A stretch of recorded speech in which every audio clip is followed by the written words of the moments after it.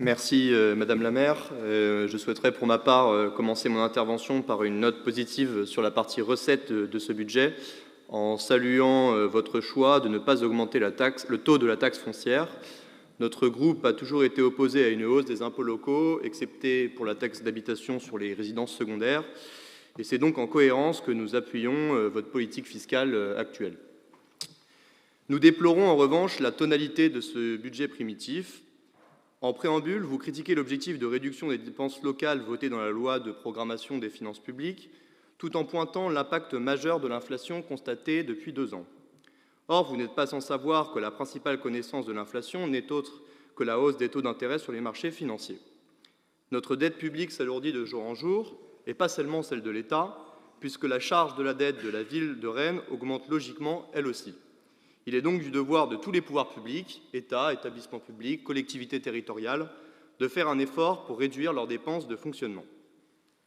Par ailleurs, vous pointez une nouvelle fois la perte d'autonomie croissante en matière de ressources. Vous citez comme exemple la suppression de la taxe professionnelle qui date de 2010. Or, entre 2012 et 2017, aucun des gouvernements socialistes que vous souteniez comme député n'a proposé de la rétablir. C'est un fait, Madame la maire.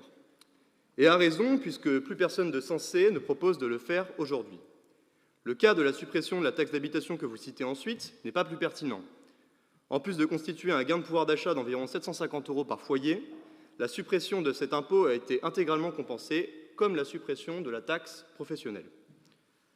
Enfin, notre dotation globale de fonctionnement augmente de 2%. Certes, ce chiffre est plus bas que l'inflation, mais la DGF est en nette augmentation depuis 2017, là où il était de coutume de la voir baisser continuellement auparavant. Si vous avez pu vous permettre de ne pas augmenter le taux de la taxe foncière des 2 dernières années, c'est aussi grâce à l'État qui a massivement soutenu les collectivités territoriales dans ce contexte économique difficile, notamment par la mise en place du filet de sécurité sur l'année 2023. Sur la partie dépenses, nous tenions à saluer la création d'une brigade de lutte contre les incivilités, cela a été présenté tout à l'heure. Nous avons toujours soutenu ce projet et c'est donc logiquement que nous nous réjouissons de son avènement. Nous espérons sincèrement que ce nouveau dispositif permettra de combattre efficacement les actes nuisibles d'une minorité qui pourrit le quotidien de la majorité. Dans un tout autre domaine, nous tenions à vous alerter sur la politisation de plus en plus fréquente de certaines associations subventionnées. Entendez-nous bien, il n'est pas question ici de remettre en cause le montant global des financements accordés au monde associatif rennais, qui fait un travail plus que précieux, tout le monde sera d'accord sur ce point. Nous contestons en revanche la façon dont sont attribuées de plus en plus de subventions à des associations très politisées. C'est le cas d'Antipode, ce centre culturel appartenant à la ville de Rennes et géré par une association très militante. Au sein du centre, on organise par exemple des réunions pour protester contre les groupes de niveau qualifiés de ségrégation scolaire. Chacun pensera ce qu'il veut du terme employé. Oui, mais la démocratie ne se fait pas aux frais du contribuable. Sur la façade du bâtiment, on pouvait encore observer il y a peu une banderole affichée en étendard contre la réforme des retraites.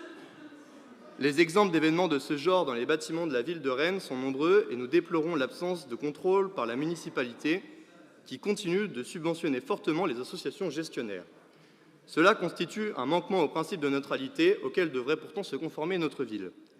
En ce sens, nous vous demandons d'adopter une plus grande vigilance dans l'exécution de ce budget afin que certains bâtiments de la ville de Rennes cessent d'être des espaces militants. Vous pouvez rire, c'est une réalité. De plus, et même si les montants sont généralement plus symboliques, nous nous opposerons toujours au financement de certaines associations appelant directement à désobéir à la loi, ce que vous appelez la désobéissance civile, et qui, je dois vous le dire, n'est autre que de la sédition. Il en va de même pour les associations qui combattent les valeurs qui font le ciment de notre République, telles que l'universalisme, ou qui manifestent leur haine d'Israël sous couvert de soutien à la Palestine. De manière globale, ce programme n'est pas le nôtre et ne reprend pas nos propositions. Nous voterons donc contre ce budget primitif 2024.